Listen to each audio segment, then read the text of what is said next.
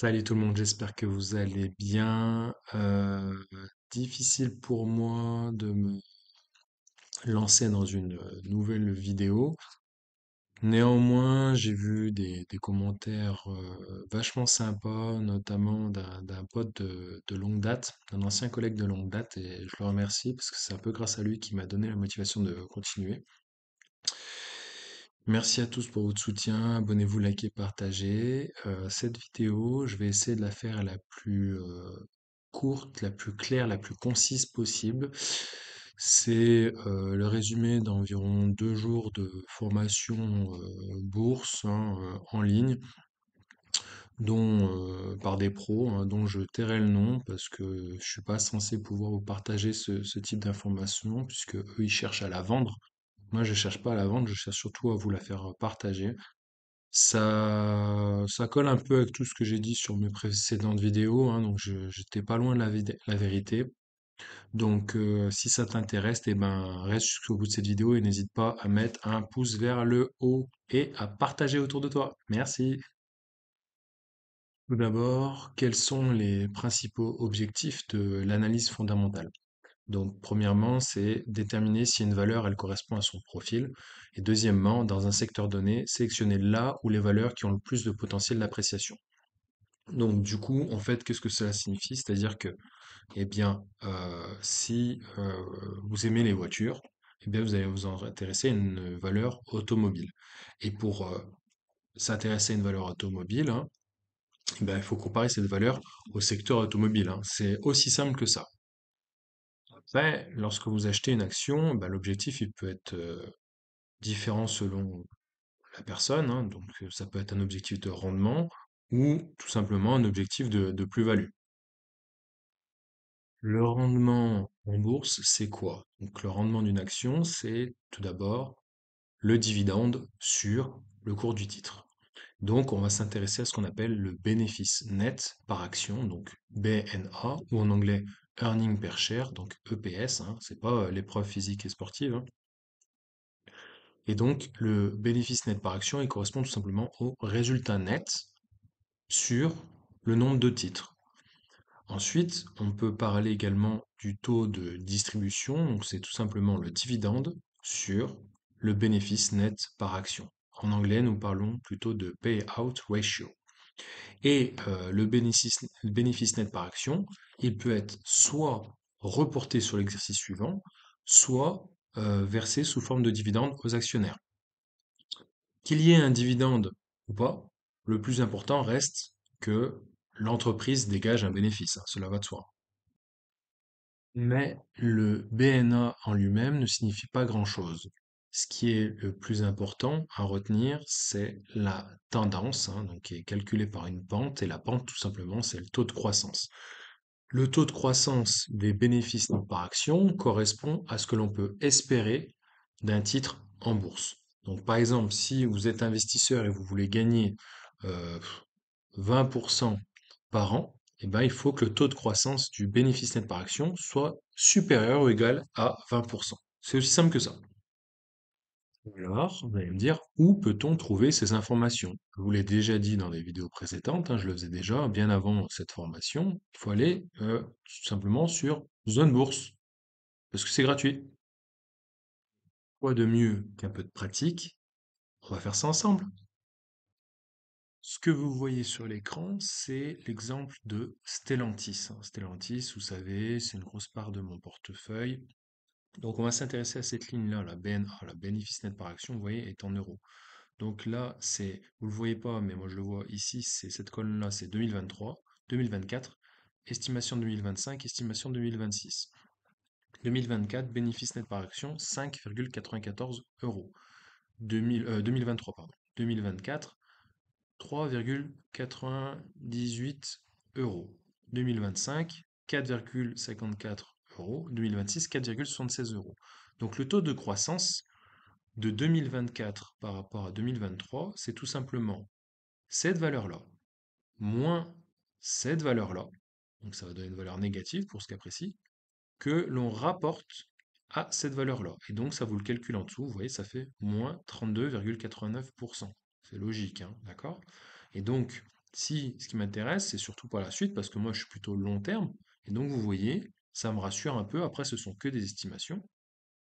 4,5, 4,7 estimés, et donc ça ferait entre 2024 et 2025, ça ferait un taux de croissance de 114%. Et entre 2025 et 2026, 104%. Donc, grosso modo, plus 14% ici, hein, parce qu'il faut parler nettement, donc ça sera plus 14% là. Et de 2025 à 2026, ils estiment qu'il y aura plus 4,79% de plus sur le bénéfice net par action de l'action Stellantis. Bon, vous l'aurez remarqué, on peut faire dire plein de choses aux chiffres, hein. Là, d'ailleurs, faut bien faire le calcul parce que là, il y a des erreurs. Ils ont affiché 114%, mais en fait, non, c'est plutôt 14% de croissance par rapport à l'estimation 2025 et celle de 2024. Et concernant 2026 par rapport à 2025, il y a marqué 104, mais c'est plutôt plus 4. Alors après, bien sûr, vous allez me dire, si vous avez bien vu la slide, en 2023, il y avait un bénéfice net par action de 5,94, alors qu'en 2026, ce sera un bénéfice net par action estimé à 4,76 euros. Donc on sera toujours en dessous de l'année 2023. Donc effectivement, l'année 2023, elle était très belle, et les années à venir, elles ne seront pas aussi belles. Donc bon, ça me rassure pas trop pour mon titre Stellantis, hein, c'est vrai, hein. Après, les gens, est-ce qu'ils regardent vraiment ça, hein? Perso, quand t'achètes du Stellantis, hein, quand t'achètes ta bagnole Stellantis, est-ce que tu regardes ça? Non, mais c'est un élément à prendre en compte sur le plan fondamental, hein. Donc, après, entre nous, je pense il y a des gens qui regardent ça, hein, qui sont vraiment mathématiques, qui sont vraiment neutres, hein, mais ils n'ont pas vraiment d'affect. C'est ça le problème aussi, c'est que chez nous, on a un affect, hein, et nous, des fois, on est amoureux d'une valeur. On se dit, ah, on va l'acheter, ça va le faire, hein. Euh, Vous voyez de quelle valeur je parle, hein, LVMH, hein, notamment, hein, ma plus belle valeur. Et donc, en fait, il faudrait rester objectif, neutre, avec ce type de chiffres-là. Mais encore une fois, ce sont que des estimations, hein. Donc, je vais continuer. Vous allez comprendre qu'il y a d'autres éléments à prendre en compte. Et vous verrez, eux aussi, ils sont critiquables, hein. Ah oui, j'oubliais une dernière chose. Comment elles sont faites ces estimations-là? Qui fait quoi là en fait? Parce que c'est peut-être ton voisin qui les a fait les estimations, c'est peut-être le patron de Stellantis qui les a fait ces estimations, hein? Donc qui c'est qui les fait? Eh ben en fait, les sites comme Zone Bourse, ils les achètent à d'autres sociétés, notamment FactSet, Factset. C'est tout ce que je sais. Donc vous voyez, c'est tout à prendre avec des pincettes, hein, donc. Voilà, c'était la petite parenthèse. Donc, après cette partie où on s'intéressait au rendement, au taux de croissance d'une action, il y en a pour qui l'objectif c'est la plus-value. Et donc là, ben, vous allez comprendre, c'est avec des termes très très très simples, hein. Ben, vous imaginez que qu'on sort dans la rue, tout simplement, et qu'on voit un appartement en vente. Et on décide de l'acheter car on est sûr de faire plus tard une plus-value. Donc, si on essaye de traduire cela en équation, ça veut dire que d'un côté, on est sûr que plus tard, on va revendre, pardon. On est sûr que plus tard, on va revendre l'appartement plus cher que ce qu'on a acheté. Donc, ça signifie quoi? Qu'on pense l'avoir acheté bon marché. Et donc, comment on pense l'avoir acheté bon marché? Bah, tout simplement, on l'a comparé à la moyenne du marché. Donc, ici, on parlera de moyenne sectorielle. Et on l'a comparé également aux autres appartements dans le même quartier. Donc, les concurrents directs. C'est aussi simple que ça. Et pour continuer dans ce raisonnement, on va supposer que là, puisque je vous ai parlé d'appartements, bah, on va supposer que le secteur immobilier soit en ce moment en croissance. Eh bien, tout simplement, vous allez prendre les appartements qui sont pas chers, les appartements qui sont à un prix normal, et puis il y a les appartements qui sont très chers, hein, bien sûr, en fonction des caractéristiques de chacun des appartements. Donc, les appartements pas chers, bah, ce sont tout simplement les appartements qui sont qui nécessitent par exemple beaucoup de travaux, qui ont des PE G par exemple. Les appartements normaux, bah, c'est on va dire des PE plutôt D, hein, plutôt neutres, où on peut y vivre, mais c'est pas luxueux. Et puis les appartements très chers, ce sont les appartements où il y a non seulement tout ce dont on a besoin pour vivre dans un appartement, mais en plus une piscine intérieure, une vasque en or, tout ce que vous voulez qui rendent l'appartement très cher. Eh bien, quand vous décidez d'acheter un appartement très cher, eh bien, si le secteur immobilier est en croissance, bah, la croissance de la marge, elle va être plutôt faible. Par contre, si vous achetez un appartement à un prix normal, à un prix qui correspond à celui du marché, eh bien, vu que le secteur immobilier est censé être en croissance, il est censé, votre appartement au prix normal enfin, est censé grimper, enfin prendre de la valeur avec le temps, puisqu'on dit que, on suppose que le secteur immobilier est en croissance.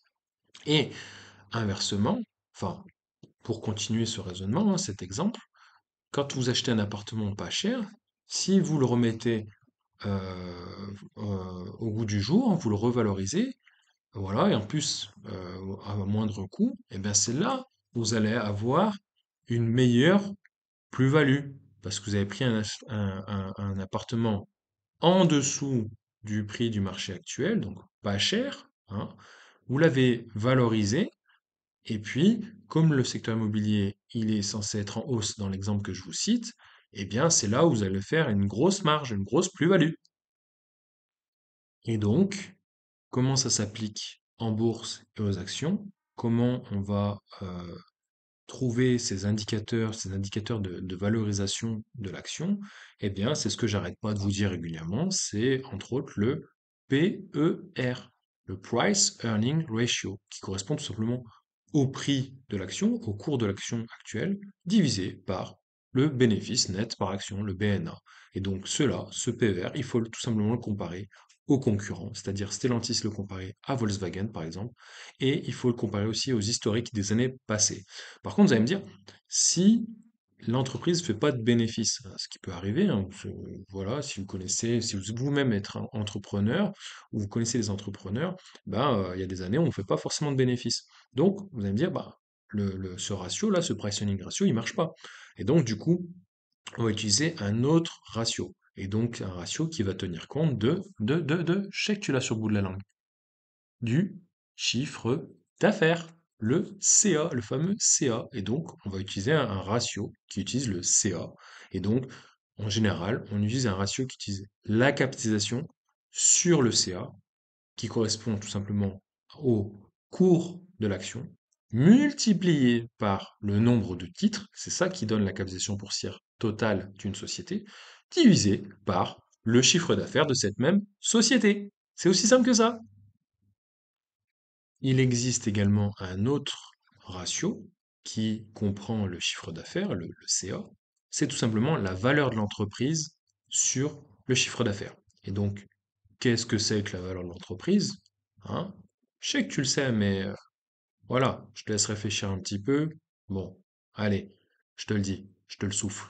C'est la capitalisation plus les dettes moins la trésorerie. Ça, c'est la valeur de l'entreprise.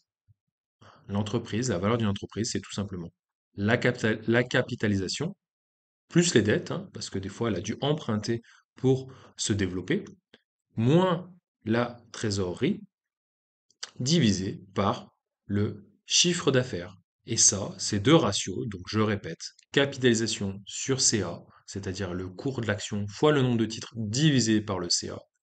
Donc ça, c'est le premier ratio. Ou le deuxième ratio, la valeur de l'entreprise sur le chiffre d'affaires, c'est-à-dire la capitalisation plus les dettes moins la trésorerie divisé par le CA, eh ben, ces deux ratios, il faut tout simplement les comparer aux autres concurrents. C'est pour ça que quand je vous parle de LVMH, je la compare régulièrement à Hermès et à Kering, et surtout à Hermès, quand je vous dis que le price earning ratio de LVMH, parce que clairement, eux, ils font des bénéfices, hein, vous n'allez pas me dire qu'ils font jamais de bénéfices, hein, donc là, on va même pas parler des deux autres ratios où il n'y a pas le bénéfice net par action. Moi, ce qui m'intéresse, c'est le PER, hein, c'est quand même des sociétés cotées dans le CAC 40, donc il y a intérêt qu'elles fassent des bénéfices, hein, sinon, bah, qu'est-ce qu'elle fout là, hein, j'ai envie de dire. Donc, le PER de LVMH, il est autour de 30. le PER de Hermès, il est autour de 60. Donc pour moi, Hermès, c'est l'appartement très cher et LVMH, c'est l'appartement un peu moins cher. Donc il y a une plus grande marge de progression possible. Et Kering, alors là, je cherche même pas à le regarder le PER, il doit faire peur. Kering, c'est l'équivalent de l'appartement, pas cher, certes, mais il y a énormément de travaux. Et même si vous engagez les meilleurs artisans au monde, pas sûr que vous arrivez à le transformer en appartement digne d'un LVMH ou d'un Hermès, sincèrement. Faut changer les fondations, faut changer de terrain. Alors vous allez peut-être me dire, qu'en est-il de l'analyse qui recommande d'acheter du Kering? Déjà, est-ce qu'il est tout seul à recommander d'acheter du Kering? C'est la première question. Hein. Alors, on vous aurait remarqué, les valeurs du CAC 40, il y a beaucoup d'analyses dessus. Par contre, les valeurs plus petites, il n'y a pas vraiment d'analyse dessus. C'est un peu dommage, parce que moi, j'aurais bien aimé savoir ce que l'analyste recommande, un analyste plutôt pro, concernant par exemple une valeur comme Bourse Direct ou Vetoquinol. Parce que ce sont des petites valeurs qui me paraissent plutôt sympas. Et donc, j'aurais aimé avoir un avis plus objectif que le mien, tout simplement. Donc, revenons à Kering, hein. Par exemple, lorsque un analyste, ou pas Kering d'ailleurs, lorsqu'un analyste il donne une recommandation, eh bien, vous avez marqué des fois le cours il fluctue. Mais en fait, ce qu'il faut se dire, c'est quand il y a UBS qui abaisse l'objectif de LVMH de 660 euros à 620 euros et qui reste à conserver, par exemple, hein, je vous dis n'importe quoi, hein, clairement, voilà, c'est pour vous donner un exemple. Eh bien, ça, des fois, ça va bouger. L'action elle va peut-être baisser un peu, puisqu'il a baissé sa recommandation, hein, l'analyste. Mais l'impact, il va durer qu'une seule journée, en gros. Donc, faut pas vraiment tenir compte de ça. Ça, ok? Sauf si vous faites éventuellement du day trading, c'est pas du tout mon cas, mais grosso modo, ça va durer qu'une journée, ok? Peut-être 2 jours, celui qui va le voir le lendemain, peut-être qu'il y aura des retardataires, hein, peut-être qu'il n'a pas mis son réveil le matin de la recommandation, il le voit le lendemain, et il croit avoir eu l'idée du siècle en disant tiens, je vais vendre mon action maintenant parce que après ça va être pire. Il est en retard. Il a déjà loupé. Déjà quand l'analyse elle sort, la recommandation elle sort. Déjà nous quand on la voit, on est déjà bien en retard. Donc c'est réservé vraiment aux pros de chez pro du day trading. Et il faut pas oublier que l'analyste, quand il dit ça, c'est sa propre idée. Quand la maîtresse, elle décide de mettre un 5 sur 20 à ton élève, c'est elle qui a décidé. Ça se trouve, il y a un autre prof, il aurait mis un 7 sur 20. Hein, et pourtant, voilà, ils ont fait les mêmes études et tout, donc c'est à l'appréciation de chacun, hein. Ou peut-être tout simplement, des fois, si c'est comme les profs, hein, si la maîtresse, elle aime bien cet élève, parce que justement, il a toujours des 20 sur 20, et ce jour-là, il s'est craqué, il a fait un 5 sur 20, peut-être qu'elle va pas lui mettre 5 sur 20, parce qu'elle va dire, allez, j'ai pas envie que tes parents aient de gronde, je vais te mettre un petit 9 sur 20, tu vois.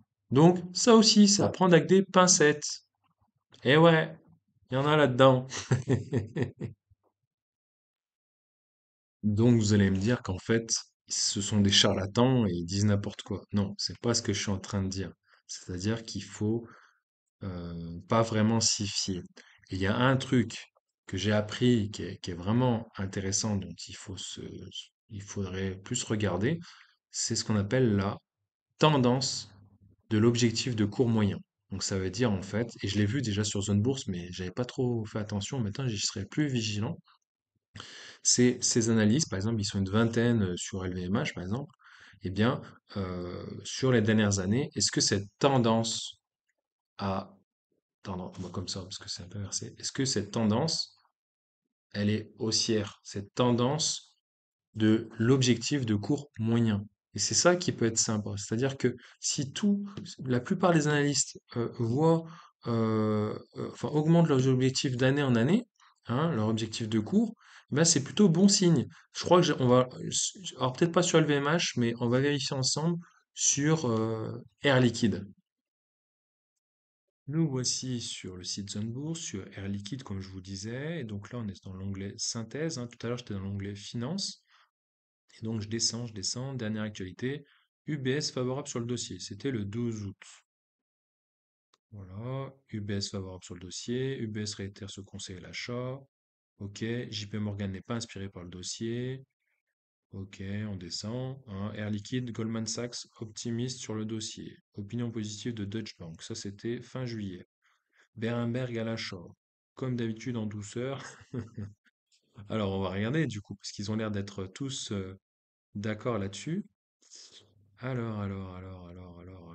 Synthèse, il n'y a pas. Alors, il faut aller là, dans consensus des analystes. Hop, accumuler. Alors ça, clairement, rien à cirer, hein. Faut pas du tout l'interpréter, hein. Ça, c'est faut pas en tenir compte du tout. Par contre, on voit qu'il y a 22 analystes. L'objectif moyen, il serait de 10,89%. Alors, objectif moyen, on ne sait pas sur combien de temps c'est. Hop, voilà. La tendance de l'objectif de cours moyen, c'est la courbe violette. Et clairement, il n'y a pas photo. Elle fait que monter entre octobre 2019 et juillet 2024. Bon, elle stagne un peu, mais voilà, la tendance d'objectif de cours moyen pour Air Liquide, elle est assez parlante, donc ça colle bien avec le ressenti des gens investis en bourse lorsqu'on leur demande ce qu'ils pensent de Air Liquide. Alors vous allez me dire c'est très subjectif, mais je vous assure, vous dites à un actionnaire en bourse que penses-tu de Air Liquide, il va te dire c'est une valeur sûre. C'est l'équivalent de l'or dans les actions boursières françaises. Alors, moi, j'avais pas d'argument scientifique, on va dire, jusqu'à présent, hein. Je voyais juste que le cours de l'action avait tendance à monter, hein, dans le temps, de manière assez pérenne, une valeur peu volatile, comme on les aime, qui monte tout doux, tout doux, tout doux, tout doux, tout doux, tout doux, et qui correspond à peu près à la courbe violette, hein, tout simplement, hein. Donc, effectivement, j'y serais plus attentif à cette courbe violette là, de tendance, d'objectif de cours moyen. Et donc, l'un des principaux messages que j'ai retenu au cours de cette formation, c'est que quand cette courbe elle va commencer à s'aplatir, eh bien, elle est en train de devenir neutre, comme ça. C'est ce qui paraît, le moment de alléger, alléger notre position sur tel ou tel titre. Donc, alléger, ça veut dire, hein, pour ceux qui connaissent pas, ça veut dire par exemple, vous avez 10 actions Air Liquide, ça monte, ça monte, ça monte, ça monte, vous êtes content, tac, hop, hop, hop. Et quand ça commence à se neutraliser, cette tendance de l'objectif de court moyen, elle reste plate, et ben c'est peut-être un signal pour vous dire d'alléger, c'est-à-dire d'en garder par exemple 7 sur les 10 actions, c'est-à-dire d'en vendre 3 par exemple, ou la moitié. Donc ça, c'est comme vous voulez, il y a pas de règle, mais l'idée c'est d'alléger, hein. Comme une montgolfière qui monte, vous lâchez du lest pour qu'elle monte encore plus haut. Voilà, donc là, c'est pas l'idée de faire monter le cours, là, c'est l'idée de prendre des bénéfices quand vous générez des bénéfices que vous gardez pour vous, dans votre poche, et que vous les remettrez peut-être sur autre chose. Précise également hein, que cette courbe violette, elle est comparée à une courbe noire. La courbe noire, c'est tout simplement le cours de l'action. Donc, ça permet de voir si les objectifs, hein, donc la courbe violette, les objectifs des différents analystes, elles collent plutôt bien ou pas avec le cours de l'action. Et en général, oui, à peu de choses près. Quand je pense qu'au lieu de faire cette vidéo, j'aurais pu regarder les nouveaux épisodes de Kengan Ashura sur Netflix, hein. Si tu sais pas ce que c'est, je te laisse regarder sur Netflix. Ça vient de sortir aujourd'hui, les nouveaux épisodes. Ça faisait hyper longtemps que j'attendais ça. Je pensais que ça allait jamais, la suite allait jamais être publiée, éditée, parce que les gens ils regardent pas trop ce truc. Et ben je suis content, c'est sorti, super surprise. Bah, plutôt que de regarder 3 épisodes de Kengan Ashura, ou 4 ou 5 ou 6, hein, j'aurais pu les bouffer là, avec le temps. Eh ben, j'ai décidé de faire cette vidéo. Donc, s'il vous plaît, mettez un pouce vers le haut, abonnez-vous, commentez, ne serait-ce que pour dire merci, ou pour dire de rien, ou pour dire ça ne me plaît pas, ou tout ce qui vous passe par la tête. Mais abonnez-vous, likez, partagez, s'il vous plaît. Et puis, c'est parti, on continue avec une nouvelle partie plus sympa, avec des images cette fois-ci. Cette dernière partie, tout simplement, c'est l'analyse chartiste, hein, donc c'est-à-dire l'analyse graphique l'analyse technique. Alors, pour un petit peu d'histoire, l'analyse graphique, c'est une méthode visuelle, hein, donc c'est ce que vous voyez, les courbes, les bar charts, les bougies japonaises, et ça reflète la psychologie des intervenants. Elle a été créée vers 1600 au Japon. Eh oui, le Japon, hein, c'est pas mal le Japon, pour prévoir les cours du riz le lendemain. L'analyse technique est une méthode mathématique complémentaire à l'analyse graphique. Ces méthodes sont applicables sur tous les horizons de temps, donc graphique plutôt hebdomadaire pour un investisseur long terme, hein, c'est-à-dire de l'ordre de plusieurs années, un graphique journalier pour un investisseur moyen terme de l'ordre de plusieurs mois. Donc moi, c'est vrai que je regarde plutôt le journalier, voire je regarde pas trop hebdomadaire, mais ça, je regarde pas mal le journalier. Et enfin, graphique de 5 ou 10 minutes pour un day trader, journée uniquement, ou swing trader, quelques jours. Maintenant, passons aux images. Sur cette image, vous voyez des chandeliers japonais, donc une verte, une rouge, donc avec un corps et des mèches.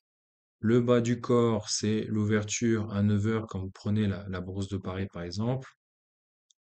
Et la clôture, ça se situe par exemple en haut sur la bougie verte, comme vous pouvez le voir, à 17h30. Et à l'inverse, quand elle est rouge, et ben tout simplement ça veut dire que le cours de clôture est inférieur au cours d'ouverture. Et les mèches, hein, hautes et basses, ça correspond tout simplement, comme vous voyez, au plus haut de la journée et au plus bas de la journée. Et donc, vous voyez les définitions décrites ci-dessous. Ensuite, comme vous pouvez le voir, il y a différentes sortes de chandeliers japonais, hein, et il y a notamment ce qu'on appelle les doji, hein, D-O-G-I. Ce sont tout simplement des bougies sans corps, comme vous pouvez le voir sur cette image. Et il y a également les marteaux et celui que je connaissais pas là, c'est les marubusu, donc des bougies sans mèche. Bon, voilà, ce qui est surtout intéressant de connaître, c'est ces différents vocabulaires, notamment les chandeliers japonais, les doji et les marteaux. Je vous laisserai mettre pause sur la vidéo pour lire tout le texte, hein. On avance. Et là, c'est très intéressant, c'est là où j'ai beaucoup appris, c'est ce qu'on appelle les figures de retournement plutôt sur le court terme, hein. Il y en a qui décriront avec 2 bougies. Là, c'est plutôt intéressant de décrire avec 3 bougies. Apparemment, ce serait beaucoup plus efficace en termes d'interprétation pour voir les différents retournements, qu'ils soient plutôt haussier ou baissier. Donc, on peut le voir sur cette image, il y a une figure baissière à 3 bougies. Donc, il y a la fameuse étoile du soir, je l'entendais tout le temps sur d'autres vidéos. Donc, c'est une grande bougie verte suivie d'une bougie à petit corps, suivie d'une bougie rouge. Et donc, tout simplement, c'est un retournement à la baisse. Et donc, pour être valable, cette figure doit se situer en haut de tendance haussière. À l'inverse, vous avez la figure haussière à 3 bougies, ou c'est ce qu'on appelle plus communément l'étoile du matin. Donc c'est une grande bougie rouge suivie d'une bougie à petit corps, suivie d'une bougie verte. Et ça, c'est plutôt un signe de retournement à la hausse. Et pareil, pour être valable, cette figure doit se situer en bas de tendance baissière. Il y a également le fameux bébé abandonné, mais c'est assez rare de trouver ça sur les graphiques, hein. Donc je vous laisserai lire en détail. Et donc le bébé abandonné, il peut être soit évocateur d'un retournement à la baisse, soit évocateur d'un retournement à la hausse. Là, c'est quelque chose de plus parlant. Vous allez me dire, il n'y a pas besoin de faire des analyses pour comprendre que ça monte. Ouais, mais je tiens quand même à le préciser, c'est important de bien connaître les choses, même les bases, hein. Donc voilà, concrètement, vous voyez sur cette courbe, ça monte, puis ça corrige, puis ça monte, puis ça corrige, donc ce qu'on appelle une impulsion, puis une correction, puis une impulsion, puis une correction, puis une impulsion, puis une correction, puis une impulsion. Je vous l'ai déjà dit dans une de mes autres vidéos, hein, l'analyse, enfin le trading pour les nuls, trading facile pour débutants, l'impulsion et la correction, c'est pas forcément toujours dans une tendance haussière, hein. Ça s'applique également à une tendance baissière. Et donc là, en gros, concrètement, si ça vient d'en bas, ça part en haut. Si ça vient d'en bas, ça part en haut. Il n'y a aucune raison que ça change, sauf si une figure de retournement à la baisse apparaît. Et le fameux si ça vient d'en bas, ça part en haut, c'est la fameuse théorie de dos. Donc, si ça monte, et ben, ça va continuer à monter. Et pareil, à l'inverse, si ça baisse, ça va continuer de baisser. Il n'y a aucune raison que ça change. Sauf si une figure de retournement à la baisse apparaît. Il y a d'autres trucs que j'ai appris, notamment ce qu'est la MACD, ce qu'est la stochastique, ce que sont les divergences. Les divergences, c'est hyper important.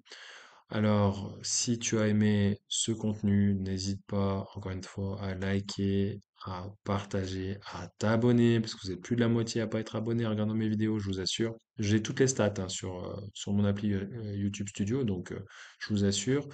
Je vois tout. Et bien sûr, à commenter, hein, à poser vos questions, à dire merci si vous avez envie de dire merci, enfin tout ce qui vous passe par la tête, hein. Sauf les spams, hein, parce que des fois il y a des spams là, faites attention quand même, c'est comme les spams sur les mails, ce sont ce qu'on appelle les tentatives d'hameçonnage, donc faites très attention, hein. Voilà. Euh, c'est la fin de cette vidéo. Bah, en fonction de vos pouces, hein, si j'ai pas au moins 50 j'aime sous cette vidéo, eh ben, je ferai pas la suite, qui est super intéressante. Alors, abonnez-vous, likez et partagez. Salut, salut!